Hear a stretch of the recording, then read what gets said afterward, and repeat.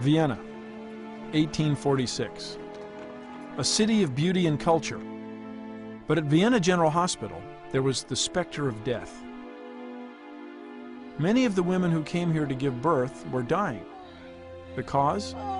Childbed fever, an infection of the uterus. When Dr. Ignaz Semmelweis came to work at the hospital, he was alarmed at the scope of the problem and intrigued by a curious discrepancy. They had two wards. In one, the mothers were delivered by physicians, and in the other, the mothers had their babies delivered by midwives.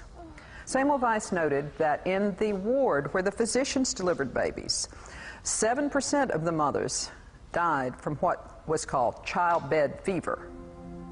In the ward where the midwives delivered, only 2% of the mothers died from childbed fever. And this bothered him because physicians have more training. They're supposed to do better by their patients.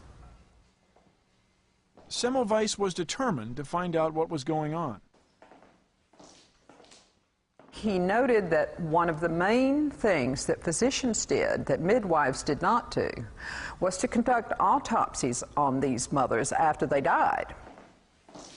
Then they would go back and deliver babies or examine mothers without washing their hands, just like an auto mechanic who would finish up on one car and then move to the next car without washing his hands to get the grease off. He didn't see any reason to have to do this. Semmelweis wondered if the doctors were carrying some invisible matter on their hands, which they passed on to their maternity patients, causing them to die. To find out, he conducted a test.